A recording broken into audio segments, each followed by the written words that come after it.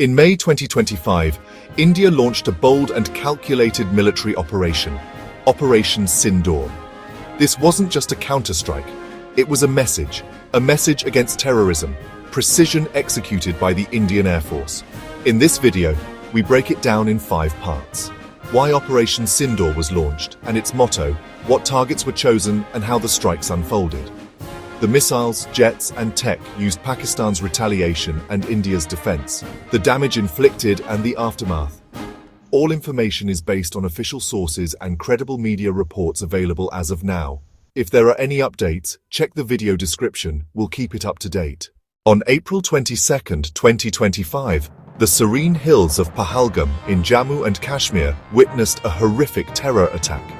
26 civilians, including several tourists, lost their lives. The attackers were traced to camps operating across the line of control. The Indian government, under massive public and political pressure, greenlit a military response. The mission was codenamed Operation Sindoor, but this wasn't a war. It was a strategic, limited-objective strike, aimed only at terror infrastructure. The motto, calibrated, non-escalatory, focused. The idea was to deliver maximum impact without provoking a full-scale war. The operation was divided into phases. On day 1, the Indian Air Force was under political constraints. The strikes were restricted to terrorist camps and ammunition depots in Pakistan-occupied Kashmir and Punjab. No military bases or radar systems were to be touched. Fighter jets took off from bases in Srinagar, Ambala and Bathinda. Targets were hit with pinpoint accuracy using air-launched weapons. The world watched closely, but India kept it sharp and silent. But on day 2, the rules changed. After initial success and intel confirmation, India expanded the scope. The IAF was now permitted to strike air defense radars, runways and other military assets, but still avoided population centers to maintain moral high ground. According to official briefings, 9 major terrorist camps were struck across Kotli, Bimba, Muzaffarabad, Bahawalpur and Muridka. These were linked to terror groups like Jaish-e-Mohammed, Lashkar-e-Taiba and the Resistance Front. In addition, the operation targeted 11 Pakistani military airbases and radar installations, including Sargodha, Murid, Noorkhan, Bolari, Attock, Hyderabad, Peshawar and Chor. Some of these were located hundreds of kilometers deep inside Pakistani territory, showing the extended reach of the Indian Air Force. Altogether, around 20 locations were hit, including both terrorist infrastructure and key military sites, over a span of 4 days. Operation Sindoor wasn't just muscle, it was technology at its finest. Missiles used, BrahMos air-launched cruise missiles for hardened bunkers, Rampage and scalp missiles from Rafales for deep strike targets, Crystal Maze for precise terrorist camps, fighter jets, Rafales from Ambala carried out deep penetration strikes, Su-30 MKI jets launched BrahMos and conducted air superiority cover, Jaguar jets supported with electronic warfare drone warfare. Suicide drones were used to neutralize low-priority but strategic enemy structures. AI-supported drones helped in real-time surveillance and bomb damage assessment defensive systems. The Akash air defense system, the true hero of the skies, formed the backbone of India's medium-range defense. It played a lead role in neutralizing both incoming drones and cruise missiles.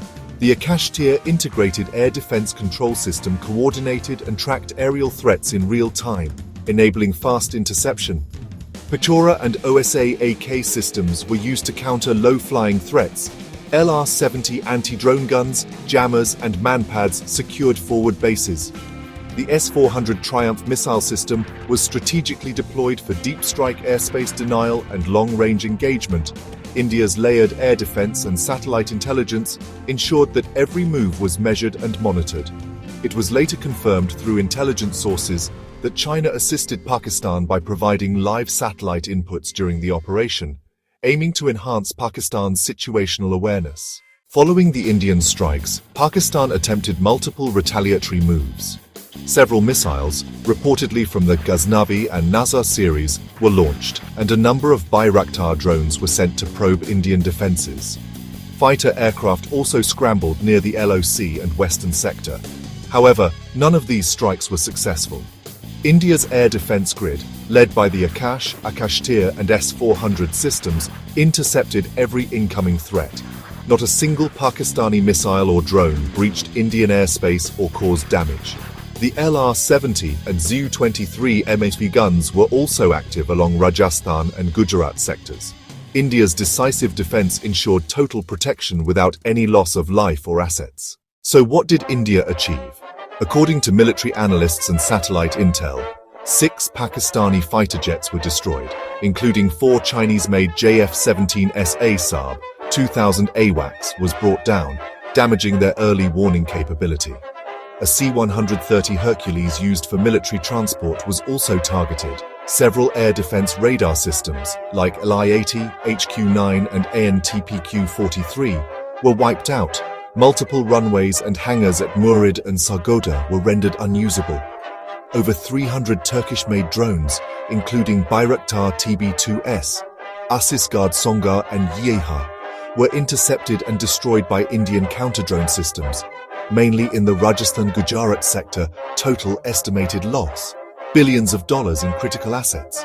India, on the other hand, reported 0 fatalities and minimal aircraft damage, thanks to superior planning, tech superiority, and decisive command control. By May 10th, a ceasefire was agreed upon. It was initiated by a direct phone call from Pakistan's Director General of Military Operations, DGMO, to India's DGMO, requesting a halt to further escalation. India accepted the call, emphasizing that there was no external pressure from any major country or global power to stop the operation.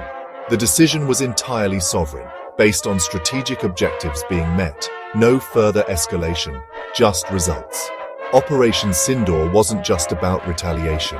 It was about precision, control, and sending a message. This video is based on currently available sources. If more details emerge, we'll update everything in the description below. Hit the like button, subscribe to FactSpeaker Hub, and stay tuned for more such deep defense breakdowns. Jai Hind.